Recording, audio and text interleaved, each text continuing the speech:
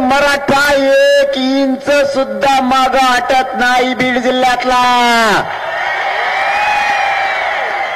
बीड जिल्ह्यातले मराठे 11 तारखेला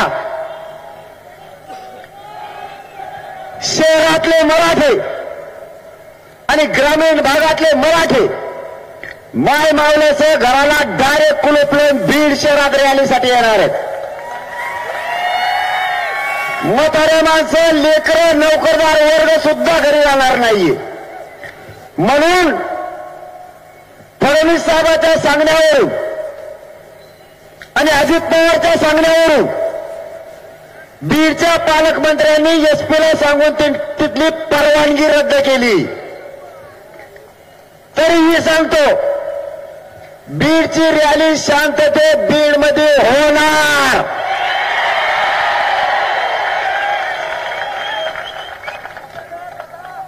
हे पालकमंत्र्याला असला जातीवाद बीडच्या शोभत नाही.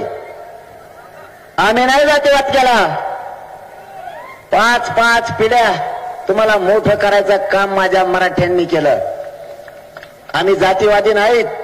आमच्या लेकराच्या न्यायासाठी आम्ही फक्त एकत्र आलोय. फडणवीस साहेबांना माझा सव्वा आले. पुन्हा जातीवादी आम्ही नाहीत.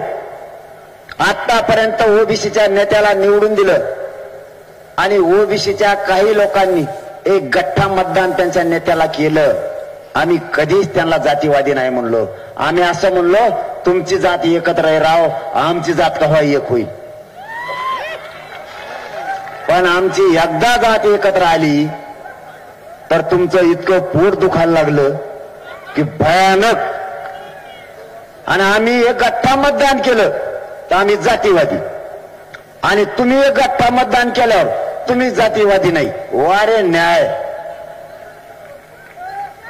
अरे उलट तुम्ही असं म्हणायला पाहिजे की माझी जात एकत्र आली आणि तुमची मराठ्यांची आली, आपण दोघ जण आता एकत्र राहू. कधी किंग तुम्ही तर राहिला असतात, उताने पाताने पडत नसतात.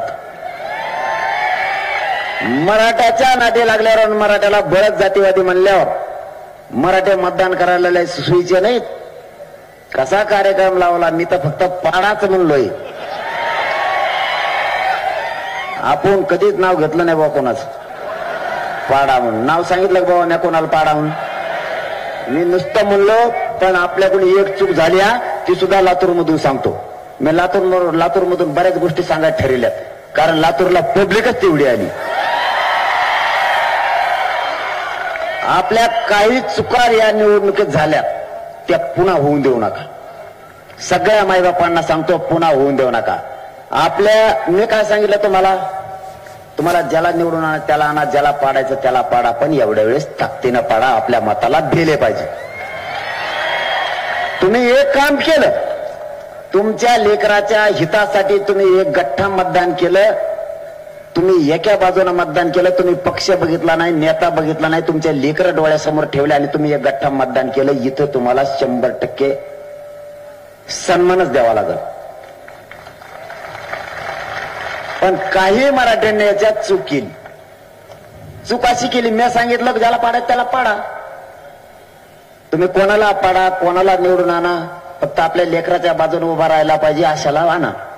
काही मराठ्याने काय केलं, काही मराठ्याला कळलं कोणाला मतदान करायचं, पण काही मराठी म्हणले, जरांगे पाटील म्हणलेच नाही आपल्याला याला कर आणि त्याला कर.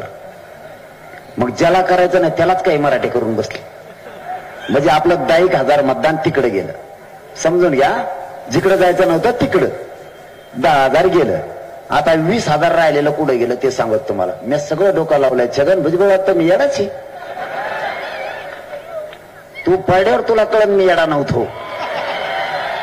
आणि छगन भुजबळ एवढ्यातले लोक म्हणते, जरांगे पाटील जरी म्हणले छगन भुजबळला निवडून आला तरी एवढ्यात लोक म्हणते याला पाडणारच आम्ही.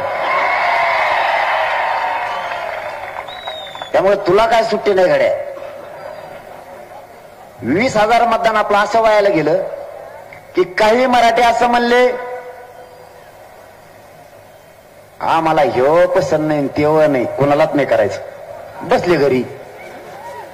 मग लीड तोडायला जड जाताना मायबापा हो खपा खाप एका बाजूने करी जाणं मतदान. तुम्ही काही मराठी म्हणले, मला पाटील काय म्हणले, कोणाला पाडा कोणाला निवडून आणा. ते म्हणले दोन्ही कामाचे नाहीत, नको आपल्याला. बसले घरी. गेलं 20,000 मतदान व्हायला आपलं. 20 आणि ते 10, 30,000 लीड तोडणं.